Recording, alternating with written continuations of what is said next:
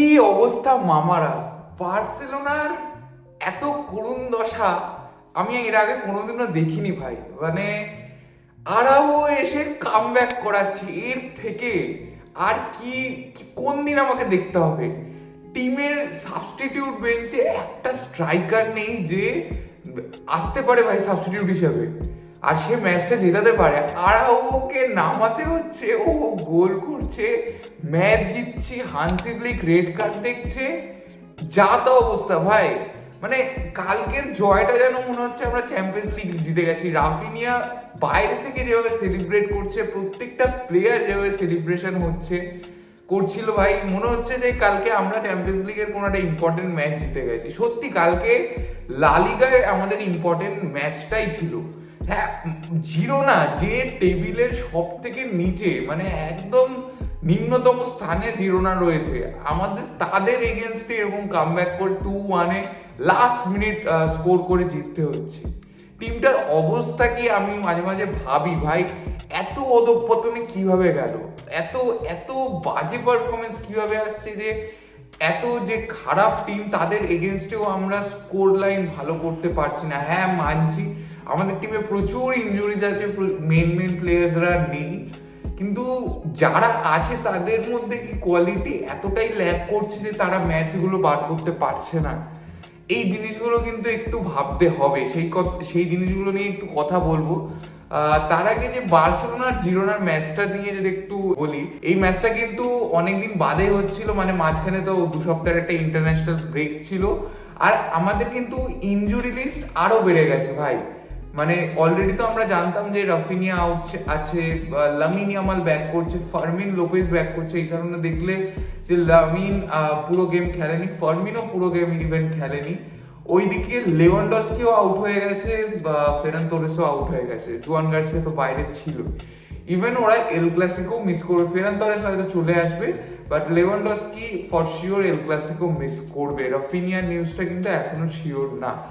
তো যাই হোক, ইন্টারন্যাশনাল ব্রেকের পর এই ম্যাচটা খেলা হচ্ছিল, মাস্ট উইন গেম ছিল বার্সেলোনার জন্য। কারণ জানো ভাই, ইন্টারন্যাশনাল ব্রেকের আগে সেভিয়া কিভাবে আমাদের অপদস্থ করেছিল 4-1, সেখান থেকে কোনোভাবে যদি আমরা ঘুরে দাঁড়াতে পারতাম তাহলে ইন্টারন্যাশনাল ব্রেকের পর আশা করছিলাম যে একটা কমফোর্টেবল উইন দিয়ে শুরু করবো ম্যাচটা, কিন্তু না, সেই ঘষটাতে 2-1 লাস্ট মিনিটে 90+ অ্যাডেড টাইমে একটা গোল দিয়ে আমাদের ম্যাচটা জিততে হচ্ছে। এই অবস্থা ভাই, ও ভগবান! আর আর কি কি দেখতে হবে, মানে হানসি ফ্লিকের ওপর যতটা ভরসা করেছিলাম, এবার কিন্তু ভরসাটা আস্তে আস্তে একটু লুজ করা আরম্ভ করছে। কারণ দেখো, একটু ট্যাকটিক্যাল দিকটা একটু আলোচনা করি, কারণ অনেকদিন এইটা নিয়ে বসা হয় না। তুমি বার্সেলোনার মোটামুটি আমরা স্ট্রাকচার ওয়াইজ আমরা কি জানি যে বার্সেলোনা যখন অ্যাটাক করে তখন কিন্তু ফুল ফ্লেজেড অ্যাটাক করে। আমরা কিন্তু ব্যাক 3 দিয়ে বিল্ড করি, অথবা ব্যাক 2 দিয়েও অনেক সময় বিল্ড করি, যেখানে গোলকিপার বিশেষ করে জুয়ান গার্সিয়া আসার পর কিন্তু ব্যাক 3টা আরো বেটার হয়, যখন অপোনেন্ট টিম আমাদের প্রেস করে না। বাল্ডে আর কুন্ডে অবশ্যই আগে চলে যায়, এবং ওপরে লেভানডস্কি বা ফেরান তোরেস যেই থাকুক, রাশফোর্ড, রাফিনিয়া অথবা লামিন যেই থাকুক, মিডফিল্ডে যে জিনিসটা হয়, আমরা কিন্তু প্রতিবার ডাবল পিভটে খেলি, মানে ফ্রেঙ্কি পেড্রি থাকে, ওপরে ফার্মিন অথবা অলমো থাকে। আজকের ম্যাচটা বিশেষ করে ফার্স্ট হাফের কথা বলবো, কারণ ফার্স্ট হাফ আর সেকেন্ড হাফে কিন্তু বেশ কয়েক চেঞ্জেস হয়েছিল। আর লাইন আপের কথা যদি আসো, কাসাডো স্টার্ট করছিল মিডফিল্ডে ফ্রেঙ্কি আর পেড্রির সাথে। আজকে কিন্তু ফ্রেঙ্কি একটু অ্যাহেড খেলছিল, মানে ওই ক্যামের রোলটা বা অ্যাটাকিং মিডফিল্ডারের রোলটার কথা যদি তুমি বলো, সেটা ফ্রেঙ্কি ভালোভাবে আজকে দায়িত্ব পালন করছিল। আর ওপরে একটা ইন্টারেস্টিং চেঞ্জ ছিল, টোনি ফার্নান্ডেজ খেলছিল। এই প্লেয়ারটা কিন্তু একেবারে নতুন প্লেয়ার, আমাদের ইউথে প্লেয়ার। সে স্ট্রাইকার হিসাবে বা ফলস ম্যান যাই বলো, ওই আপওয়ার্ড পজিশনটাই সেই ছিল। আর রাশফোর্ড অবশ্যই উইংয়ে স্টার্ট করছিলেন, বাল্ডে লামিন ইয়ামাল ছিল। বলা হচ্ছিল যে হয়তো রাশফোর্ড ওপরে স্টার্ট করবে, বাল্ডে লেফট উইংয়ে খেলবে, বাট এরকমটা কিছু হয় না। তো টোনির ইনভলভমেন্টটা কিন্তু গেমে খুব একটা ছিল না। আর বার্সেলোনা যে বিল্ড করছিল, কাসাডোর সিঙ্গেল পিভটে পেড্রি ড্রপ করছিল, বাট কাসাডোর উপর বেশি ডিপেন্ড করে বার্সেলোনা প্রোগ্রেশন করছিল। এটা কিন্তু আগের সিজনেও আমরা দেখেছিলাম শুরুর দিকে যখন ফ্রেঙ্কি আসেনি বা ফ্রেঙ্কি স্টার্টার ছিল না টিমটায়, তখন কাসাডো অ্যাজ আ সিঙ্গেল পিভট কি হিসেবেই কিন্তু স্টার্ট করতো টিমে, আর সেখানে কিন্তু বার্সেলোনা ভালো রেজাল্ট করতো। কিন্তু আজকের এই ম্যাচটায় দেখো যে কত বড় ফাঁক ফোকর রয়েছে এই টিমটায়। সেখানে কিন্তু জিরোনার মতো টিম যারা লিগ টেবিল সব থেকে নিচে, তারাও আমাদের এক্সপোজ করেছে উইথ ওয়ান বল। তুমি এই বলটা দেখো, একটা লং বল, আমাদের টিমটা কিন্তু পুরো ডিসঅর্গানাইজড, যেখানে কেউ নিজের পজিশনে নেই, কেউ না। ওরা কিন্তু ব্যাক অফ দ্য লাইন 2-3টে প্লেয়ার, এটা আমরা ইউজুয়ালি প্রতিবারই দেখছি যে বার্সেলোনার যে হাই লাইনটা, বিশেষ করে ইনিগো মার্টিনেস চলে যাওয়ার পর 2-3জন মিলে কিন্তু back of the line run করছে, একজন অফসাইড আসছে, আরেকজন কিন্তু অফসাইড হচ্ছে না, বা দুজন অফসাইড হচ্ছে, একজন অফসাইড হচ্ছে না। 2-3জনের রান কিন্তু তুমি একসাথে ট্র্যাক করতে পারবে না। অফসাইডে তুমি একজনকে ফেলতে পারবে ভাই, তুমি 2-3জনকে কি করে একসাথে অফসাইডে ফেলবে, যেটা পসিবল নয়। এই কারণে দেখো 2-3জন যারা রান ক্রিয়েট করে তাদের মধ্যে কিন্তু একজন থ্রু হয়, যেখানে স্পেস থাকে। এই ক্ষেত্রে কিন্তু বার্ডে যে পজিশনটা, বার্ডে কিন্তু অবশ্যই আমরা জানি একটু অ্যাহেড থাকে সবসময়। এই পুরো ম্যাচটা জুড়েই এই প্রবলেমটা হচ্ছিল, বিশেষ করে ফার্স্ট হাফে। আর সেখান থেকে কিন্তু ব্রায়ান জারাগোজা যে প্লেয়ারটা, সে কিন্তু বলটা পেয়েছিল। এখান থেকে গোল অবশ্য হয়নি, বাট বল এখান থেকে ওরা এভাবে উইন করেছে। যাই হোক, তারপরে আমরা গোল করে দিই ভাই। পেড্রির একটা অসাধারণ গোল থাকে, যেটা আমি বলবো লামিন ইয়ামালের অ্যাসিস্ট হয়। পেড্রি সিঙ্গেল হ্যান্ডেডলি ওখান থেকে স্পেস ফাউন্ড করে একটা শট রেখে গোলটা করেছে। কিন্তু এগেইন ভাই আবারও জিরোনারও খুব ভালো গোল, অ্যাক্সেল উইটসেল একটা ব্যাক ভলি দিয়ে গোল করে। ওই গোলটা কিছু করার নেই ভাই, ওখান থেকে ওগুলো প্রেডিক্ট করা যায় না যে গোলও ভাবে ব্যাক ভলি দিয়ে হয়ে যাবে, কারণ এরকম গোল ইউজুয়ালি হয়নি। কিন্তু ভালো গোল মেরেছে ভাই অ্যাক্সেল উইটসেল, 1-1 ড্র হয়ে যায়। তারপরে কিন্তু বেশ কয়েকবার, বিশেষ করে ফার্স্ট হাফে মানে 45 মিনিট হওয়া অবধি কিন্তু বার্সেলোনা এই টিমটা এক্সপোজ হয় ভাই। আমি আবারও বলছি যে টিমটা যেভাবে পারফর্ম করতো আগের সিজনে, সেই জিনিসগুলো হচ্ছে না। কেন জানো? কারণ বেশ কিছু জায়গায় ল্যাকিং। তার অন্যতম একটা জিনিস হচ্ছে প্রেসিং। আমরা আগের বছর আমাদের পিপিডিএ টপ যে 3 বা টপ 5 টিমের মধ্যে আমরা ছিলাম, আমাদের লোয়েস্ট পিপিডিএ ছিল। আর সেখানে এই বছর আমাদের one of the highest PPA 13 বা 14 পিপিডিএ জিনিসটা কি? পাস পার ডিফেন্সিভ অ্যাকশন, মানে অপোনেন্ট যতগুলো পাস করছে আমরা তাদের থেকে বলটা ছিনিয়ে নিচ্ছি, যত কম পাসে তত ভালো প্রেসিং আমাদের হচ্ছে, কাউন্টার প্রেসিং হচ্ছে। সেটা এই বছর হচ্ছে না। তুমি এই একটা সিনারিও দেখাচ্ছি, দেখো জাস্ট ওয়ান পাস, এখানে কিন্তু জিরোনার যে গোলকিপারটা সে বল হোল্ড করে, আমরা এখানে ডিফেন্সটাকে কিন্তু অর্গানাইজ করতে পারছি না, বা প্রেসিংটা ঠিক করে হচ্ছে না। এখানে তুমি একটা জিনিস দেখো, বার্ডে সে কিন্তু নিজের মার্কারটাকে মার্ক করছে না, পেড্রি এই কারণে নিজের মার্কারে নেই, লামিন ইয়ামাল ট্র্যাক করছে না, যার ফলে এই যে লেফট মিডফিল্ড পজিশনটা, এখানে কিন্তু দুটো প্লেয়ার ফাঁকা, আর একটা পাস জিরোনার ডিফেন্ডারটা এর থ্রু বাড়িয়ে দিল ডাইরেক্ট মিডফিল্ডে, আর এখান থেকে কিন্তু বার্সেলোনা ওপেন আপ হয়ে গেল। মানে এইরকম একটা পাসে কিন্তু লং বল, একটা পাসে কিন্তু আমরা জাস্ট ওপেন আপ হয়ে যাচ্ছি, খুলে যাচ্ছি। আর এটার মাসুলা কিন্তু দিতে হচ্ছে আমাদের স্কোর লাইনে ভাই, যে আমরা ক্লিন শিট রাখতে পারছি না, পর ম্যাচেসে আমরা কনসিড করছি। জিরোনার মতো টিম, আবার বলছি, যারা একদম টেবিলের নিচে, তারা এইসব জিনিস ইউজ করছে ভাই।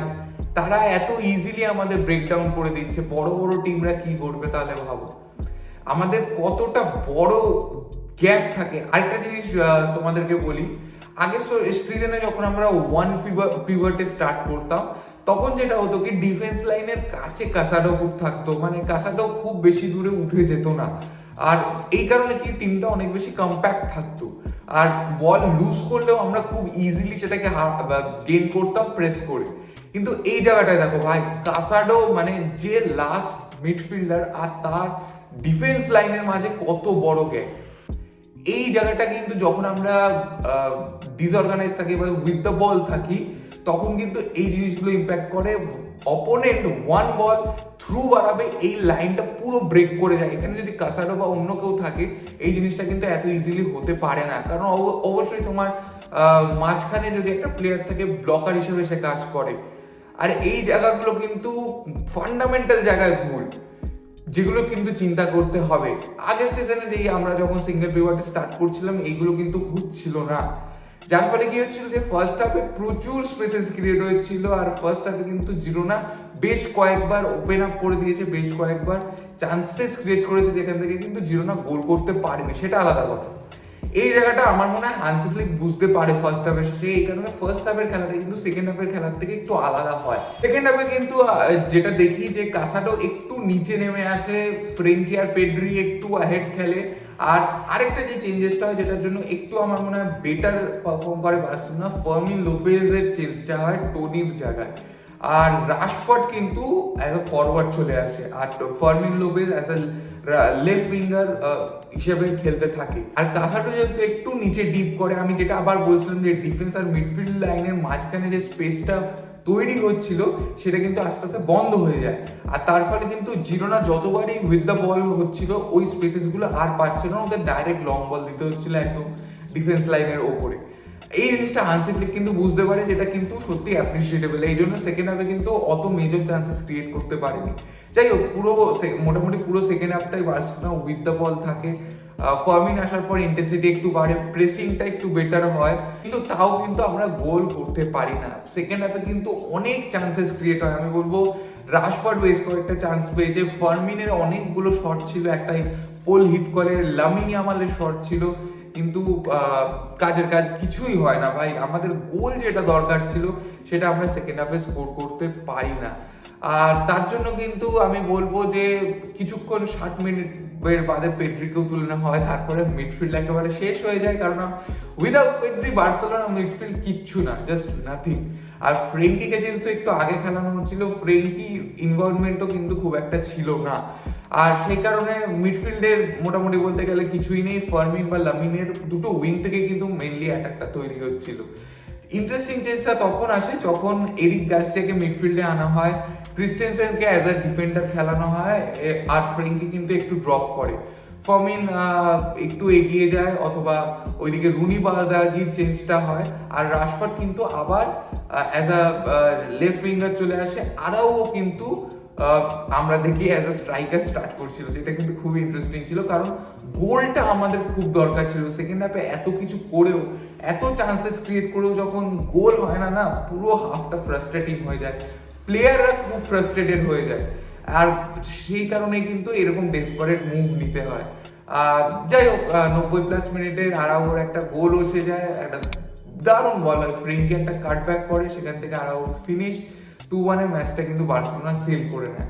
যেই ম্যাচটা আমাদের কমফোর্টেবল হওয়ার কথা ছিল ভাই, আমাদের 3-4 গোলে মিনিমাম জেতার কথা ছিল, সেই ম্যাচটাই আমাদের এইরকম প্রেশার নিয়ে 2-1 জিততে হচ্ছে, এরকম ভাবে খেলে জিততে হচ্ছে, যেটা কিন্তু খুবই স্যাড ভাই। কারণ এই টিমটা জানো তো কখন ভালো খেলবে, যখন প্রত্যেকটা প্লেয়ার ফ্রেশ থাকবে, প্রত্যেকটা প্লেয়ার মিনিমাম একটা টাইম রেস্ট পাবে। কারণ আবারও বলছি, হান্সি ফ্লিকের এই high line high pressing football খেলতে অনেক দম লাগে ভাই, আর এটা প্রতিটা ম্যাচে কন্টিনিউয়াস খেলা ইজি নয়। আমি কেন বলছি জানো তো, আমাদের আগের সিজনটা আমরা রিপিট করতে পারছি না, যে হাই প্রেস করতে পারছি না ঠিক করে, আমাদের হাই লাইন ঠিক করে মেনটেন করতে পারছি না, তার একটা কারণ হচ্ছে এইরকম ইন্টেন্সিটির সাথে প্রতিটা ম্যাচ খেলা সম্ভব না, ওরা মানুষ, ওরা রোবট না, সেই কারণে সেই জিনিসগুলো এই রেজাল্টের উপর দেখা দিচ্ছে। আর এটা কিন্তু হান্সি ফ্লিককে ফিগার আউট করতে হবে যে কিভাবে গেমগুলোকে ম্যানেজ করা যায়। প্রতি ম্যাচ কিন্তু এভাবে খেলা যায় না, আর প্রতি ম্যাচ যদি এরকমভাবে কেজি হতে থাকে তাহলে প্লেয়াররা কিন্তু ডেসপারেট হবে, প্লেয়াররা কিন্তু বেশি আউটপুট শো করার জন্য বেশি প্রেশার নেবে, আর তখনই কিন্তু এত ইনজুরিজ হবে। এই জিনিসগুলোকে কিন্তু হান্সি ফ্লিককে একটু ফিগার আউট করতে হবে। যাই হোক, 2-1 জিতে গেছি, জয়টা দরকার ছিল। এরপরে তো ভাই চ্যাম্পিয়ন্স লিগের ম্যাচ আছে অলিম্পিয়াকোসের সাথে, তারপর নেক্সট উইকে এল ক্লাসিকো, জানি না কি হবে ভাই, যাবি বল চাবি সব ছিঁড়ে নেবে ভাই। এইরকম যদি টিমের পারফরমেন্স হয়, রিয়াল মাদ্রিদ শেষ করে দেবে। কি হবে আমি জানি না, কমেন্টে লেখো ভাই তোমাদের কি মতামত। হান্সি ফ্লিকের একটু ট্যাকটিক্সে কি চেঞ্জ আনা দরকার। আমি জানি হান্সি ফ্লিক যেই ফুটবল খেলে সেটা আমাদের জন্য খুব ইম্পর্টেন্ট, মানে বার্সেলোনার এই যে কামব্যাকটা হয়েছে ভাই এত বছর বাদে, সেটা খুব দরকার এই হান্সি ফ্লিকের এই হাই লাইন হাই প্রেসিং এই সিস্টেমটার জন্য। কিন্তু আমাদেরকে আর প্ল্যান বি নেই, হান্সি ফ্লিকের আন্ডারে কি আমরা অন্য কোনো প্ল্যানে খেলতে পারি না? হান্সি ফ্লিক, এটা একটু তোমরা লেখো ভাই। দেখা হচ্ছে পরের ভিডিওতে। ভিসকাল ভার্সাস টাটা।